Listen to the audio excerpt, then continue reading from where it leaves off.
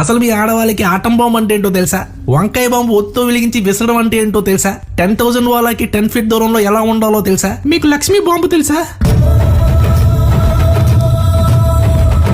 ఏరా పేల్చంటారా లక్ష్మీ బాంబుని? ఊదొత్తో వెలిగిస్తారా, కాకర పువ్వుతో కాలుస్తారా? మీ ఒత్తులు ఊనికిపోతే ఒక్కొక్కడికి చేతితో పట్టుకుని లక్ష్మీ బాంబు రా పెళ్లిలో పారిపోండి.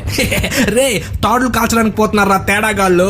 రే ఆ పిల్లకాయలు పేలుతున్నారా? చుచ్చుబుడ్డి చీదిందనుకో రే చెవిలో దూదులు పెట్టుకుని డ్రామా కంపెనీ చూసుకోండి. బయటకు వస్తే ముక్కులో పెట్టుకోవాలి దూదులు. రే మన డైపర్ వేసుకునే ఏజ్ లో డాడీ పుట్టుండరా, వాడు డబ్బా ఇస్తున్నాడు. పిల్ల పిచ్చుక పేలిందనుకో రే మీకు దమ్ముంటే చుచ్చుబుడ్డి చేత్తో వెలిగించండి రా. దమ్మా కరకి కాకర పువ్వు కట్టే భూచక్రం వెలిగించే బ్యాచులర్ వాళ్ళు పెరికి పందులు.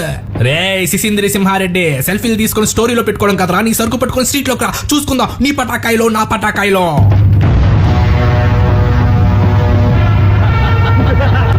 బాంబేలు కాల్చుకొని పోండే.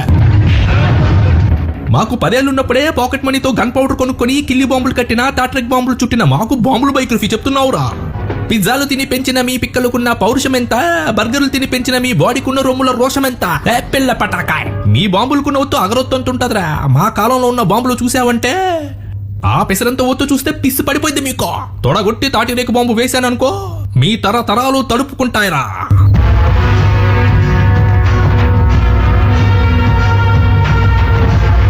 ఆఫ్టర్ ఆల్ కాకరపోతే ఏం కొంటానన్న?